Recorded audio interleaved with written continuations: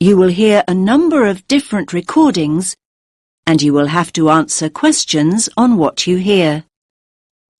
There will be time for you to read the instructions and questions, and you will have a chance to check your work.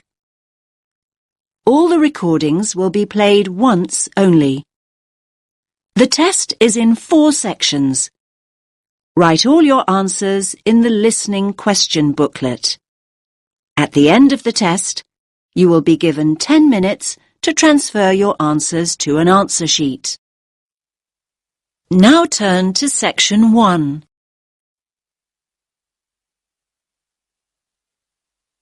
You will hear 2 students talking about libraries.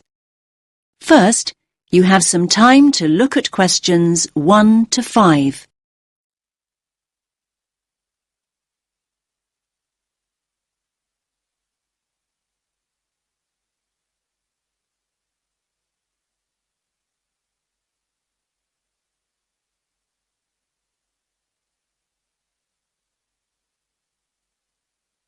Listen carefully to the first part of the conversation and answer questions 1 to 5.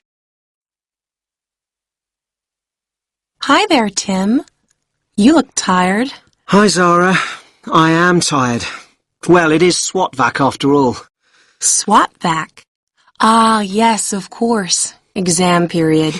Don't remind me. I'm pretty exhausted myself. I'm finding it very difficult to study. It's so noisy where I live. I can't concentrate with all that traffic outside. I definitely need to find a quieter place to study. Me too. Actually, I've just downloaded some information about the best libraries in the city. Take a look at this. It's the Bailey Library. The Bailey Library?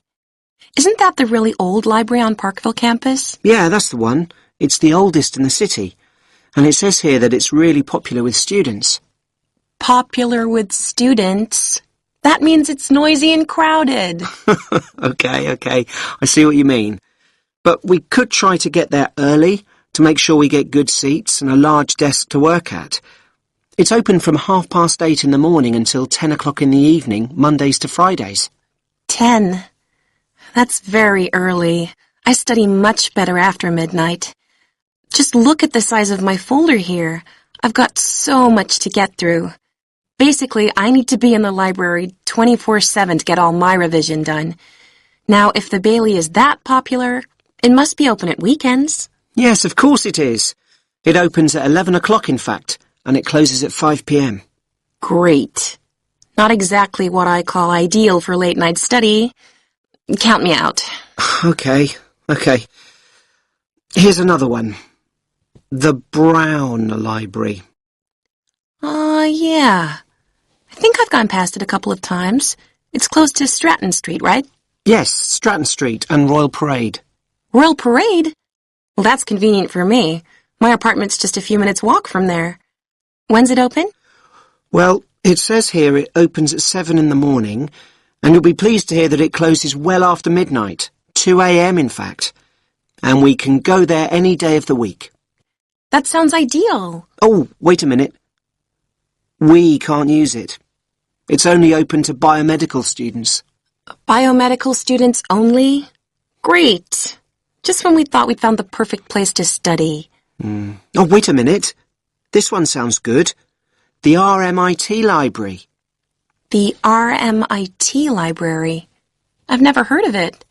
Where is it? It's on Swan Street, near the Central Bus Station. Swan Street. Ah, yes, I know where that is. It's a really long street, though. Do you have a number? Yes, number 360 Swan Street. The full address is Level 5, Building 8, 360 Swan Street. Okay. I think we'd need to get the bus there, but that's not a problem. So when's it open? It's open from 10 till midnight on weekdays. And what about weekends? 10 in the morning, but it closes at 6 o'clock on Saturdays and Sundays. But listen, it says here it has excellent computer and internet facilities. I like the sound of that. Me too. In fact, I like the sound of it so much, I think I'll take advantage of their excellent computer facilities right here and now. And how exactly are you going to do that? Your laptop isn't working. I know. So can I borrow yours? Now you have some time to look at questions 6 to 10.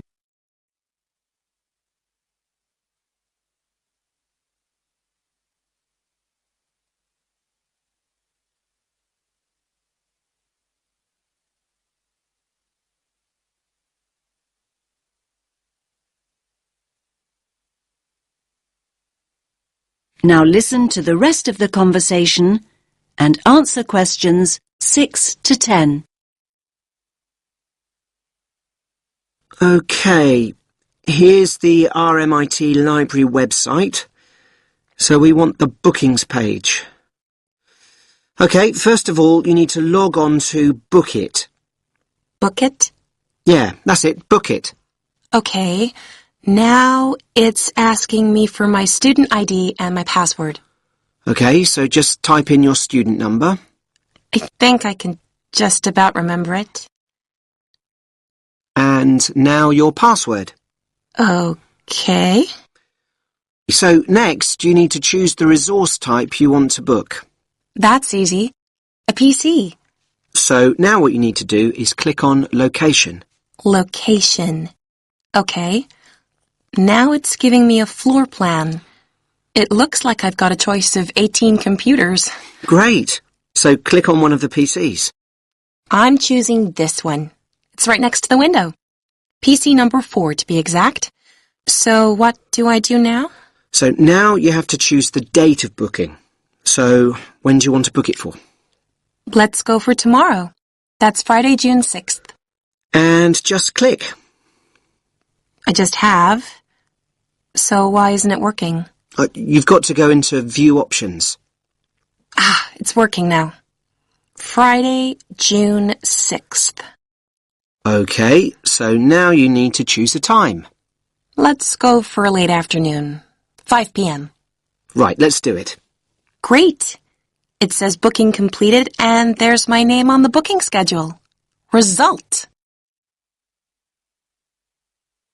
That is the end of section 1. You now have half a minute to check your answers.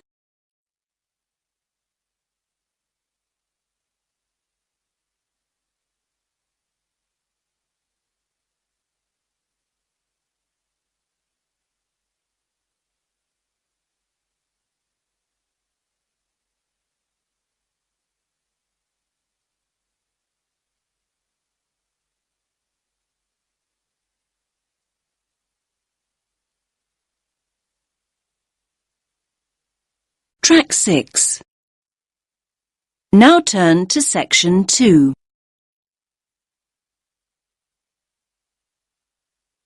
You will hear a guide talking about a tourist program. First, you have some time to look at questions 11 to 14.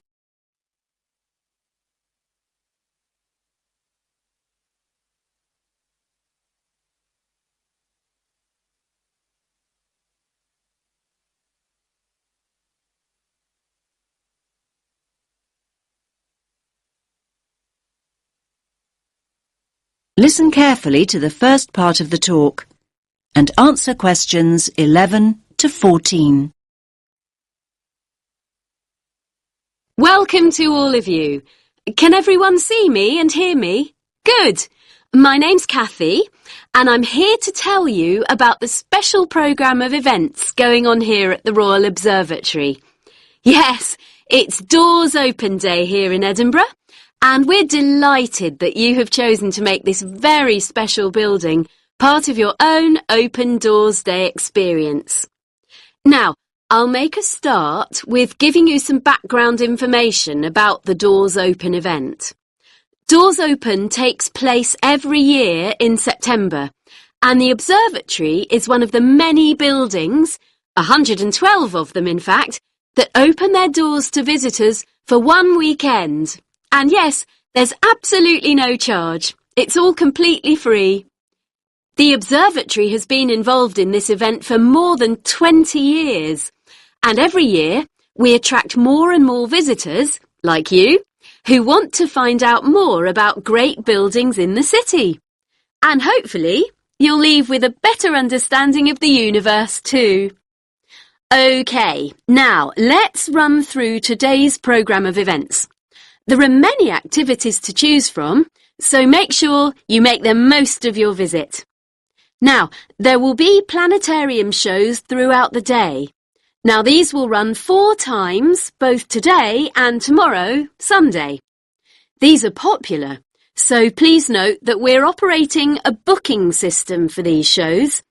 Tickets for the 2 shows we're running this morning, the first showing at 10:30 and the second at 11:30, will be available on a first-come, first-served basis here at the information point.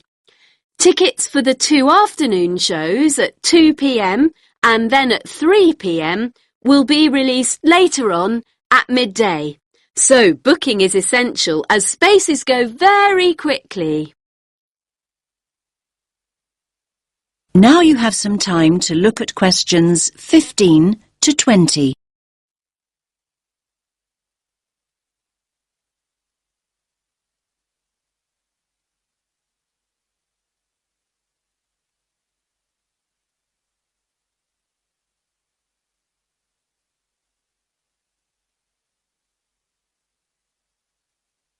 Now listen to the next part of the talk and answer questions 15 to 20.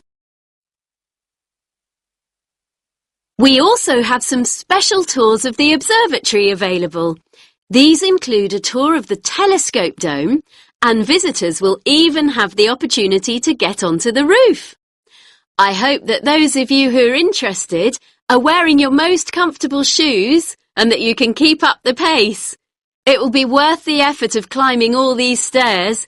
You'll have stunning views over the city when you reach the top. Now, for those of you who want to take things at a more leisurely pace, there will be an opportunity to visit the Crawford collection and learn about the instruments that have been built here, and there will also be some items from the collection on view. For those of you who don't already know, the Crawford collection is an astronomical library. And not only that, it ranks as one of the most important astronomical libraries in the world. You are promised a real treat here. And it's great to have so many younger visitors here today. Now, we have a craft workshop for children here in the visitor centre where they can make their very own model of a telescope and colour their very own planet. Please note that all children must be accompanied by an adult.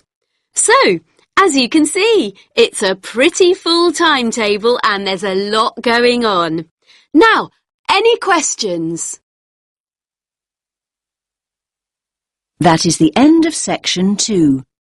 You now have half a minute to check your answers.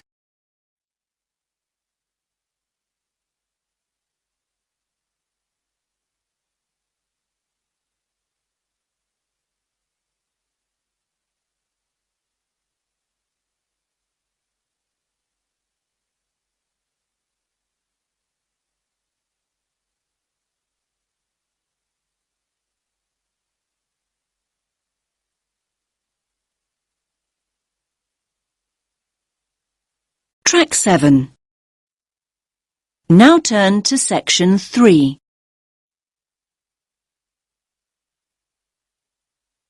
You will hear 3 students discussing the issue of waste deposited in space. First, you have some time to look at questions 21 to 23.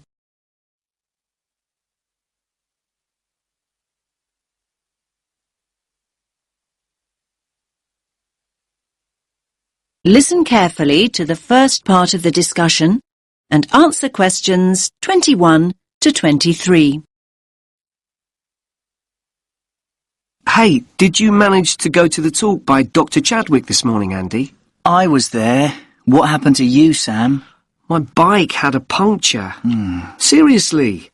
Anyway, Ruth, I bet you took some notes. Can you fill me in? Sure. It was all about space junk. Really interesting, actually. I mean, I knew about how much rubbish humans are dumping here on planet Earth, but I had no idea how much junk there is flying around in space. Did you know that there are literally millions of pieces of rubbish orbiting the Earth as we speak? Not until now, I didn't. They reckon that around 100 tons of very small objects, like mainly dust, drops on Earth every single day. Yes, that's what she said. I thought space junk was all man-made. I can't believe they know so accurately how much is actually out there. Do they track and monitor it all the time? Yeah, they do. According to the talk, there are nearly 25,000 objects larger than 10 centimetres in diameter now orbiting the Earth. And what does all this space junk consist of? Isn't it all discarded parts of rockets that were either broken or left behind after space missions, like Apollo and all those spacecraft from years ago? Well, yes, but not only that. All other kinds of debris that we've dumped in space too. Anything from dead satellites to loose metal screws. There are even tiny particles of paint and liquid coolant. You now have some time to look at questions 24 to 26.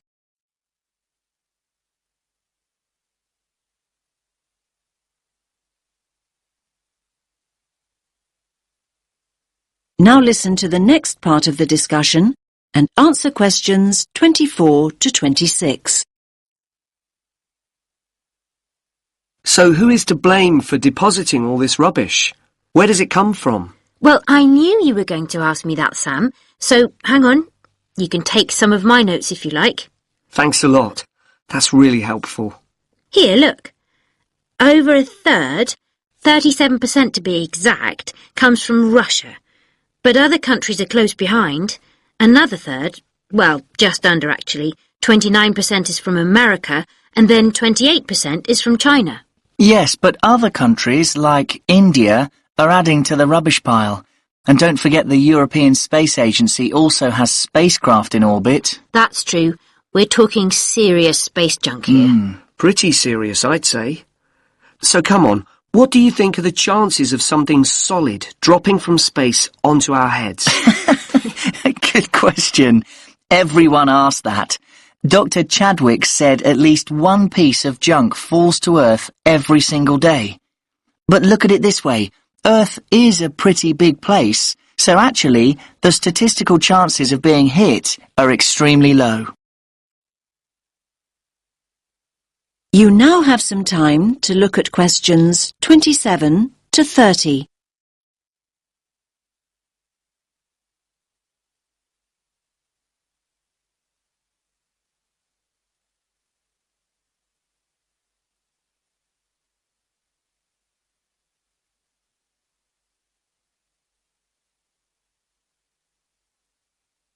Now listen to the rest of the discussion and answer questions 27 to 30. So are you saying I'm more likely to win the lottery? Well, just think about it. 2/3 of the Earth is ocean. That's true. But in time, almost all these pieces of rubbish will fall to Earth because the object's orbit is decreased by its gravitational pull. But the good news is that they don't cause any serious damage. You know, they can't actually survive the heat generated on re-entry. They simply burn away. But that's not always the case. There are exceptions. Chunks of the United States UARS satellite recently fell into the Pacific Ocean. The UARS satellite? It was this 6-ton satellite launched by the Space Shuttle Discovery way back in 1991. So it had been up in space for 20 years, but stopped working in 2005. It weighed 5,700 kilos. And that's about the same as a double-decker bus, apparently.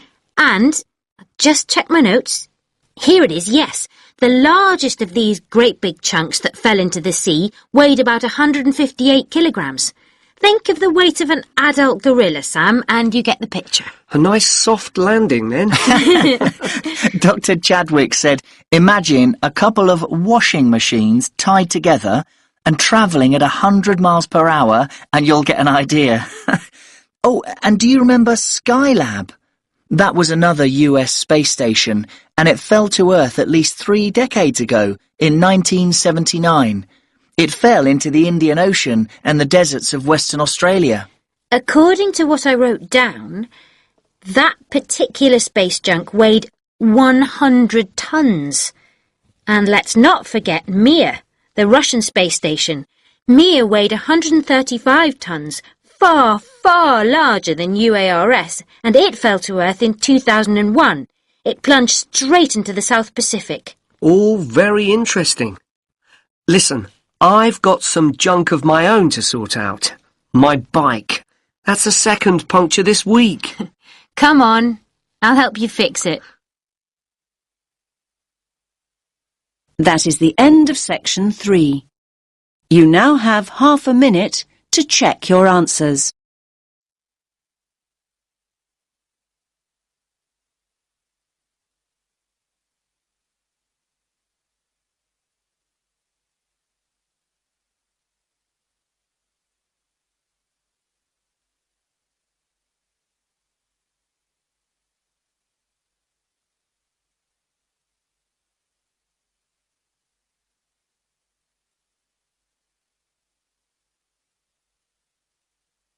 Track 8. Now turn to section 4.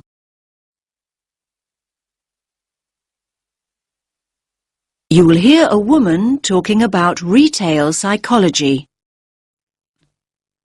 First, you have some time to look at questions 31 to 40.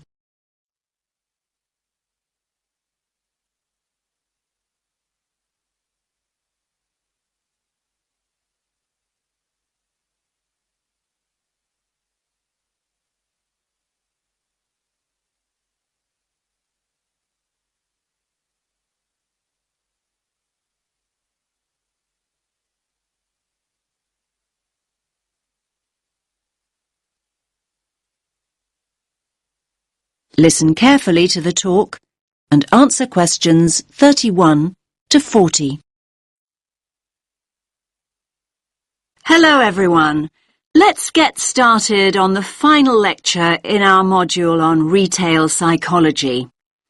Today we're going to focus on supermarket layouts and how retailers display their products to encourage us as customers to spend as much of our money as possible.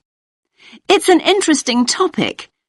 Now, most of us don't actually realize that the layout is deliberately designed to make us part with our money. But in fact, millions of pounds are spent on research into the psychology of shoppers and what motivates us to buy. So, let's have a look at an actual supermarket layout. Now, here's the entrance to the store, just here. This area immediately around the entrance is what retailers refer to as the decompression zone or the dead zone. This is where the customers recover from the environment outside. And by that I mean this is where they adjust. For example, the place where they might put their keys in their pockets or take off their sunglasses, these kinds of things. So, what do you notice about this area? It's very empty, isn't it? Yes, it's pretty much clear of stock altogether. This area is not designed or used to sell us anything. Basically, the supermarkets never put any merchandise here because they know that no one's ready to buy yet. However, the retailers want their customers to feel comfortable. If they're in a relaxed state of mind, they're much more likely to stay longer and spend money. Now, let's look back at the entrance again. Now, it's interesting, but we know that 3/4 of us look right, not left, when we go into a supermarket. So, 75% of people. This gives the supermarkets a great opportunity to hit us with promotions and offers. So, near the front door, you might also find what we call the dwell zone. The dwell zone is the area on the right-hand side by the front door where you are encouraged to relax and browse. You will usually find newspapers and flowers here to help you do exactly that. Moving on from the dwell zone, we come to the power aisle. Basically, it's the main route customers return to after venturing into nearby aisles. And so this is the area of the supermarket where the strongest offers are displayed. So you might see a sign that reads barbecue time, and you'll see all the items you could possibly need for a barbecue. The charcoal, the sauces, the skewers and the drinks, everything you need, all in one place. Were you planning a barbecue before you went shopping? Do you even have a garden? Yes, the power aisle has a very powerful effect on sales, even though most of us don't even realize we are being sold to here.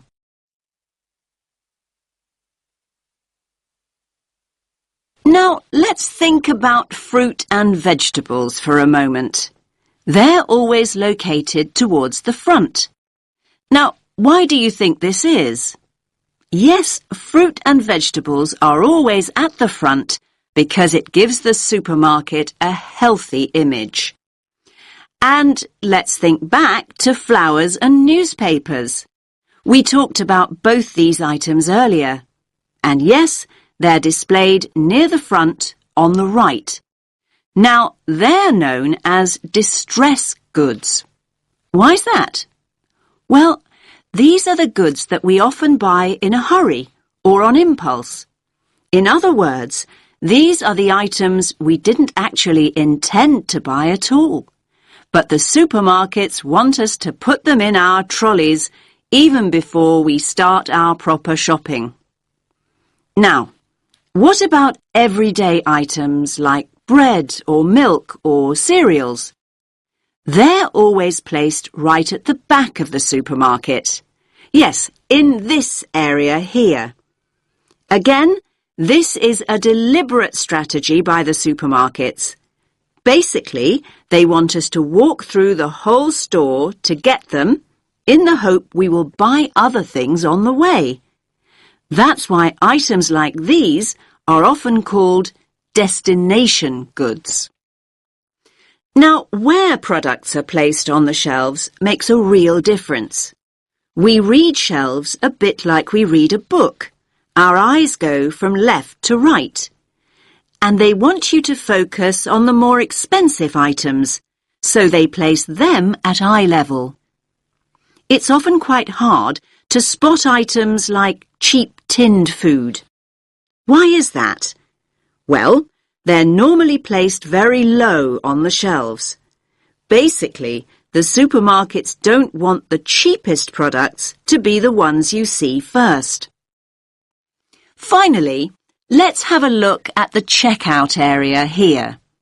Now, we all know that sweets are deliberately placed within the reach of children at the checkout. But all kinds of things are displayed at checkouts these days. In fact, supermarkets can change what's on offer almost by the hour. It's a quick and easy way for them to rotate their stock. So, if the sun comes out, the checkout is an ideal place to display sunglasses. And if it rains, umbrellas can be placed there instead. Now, does anyone have any questions? That is the end of section 4.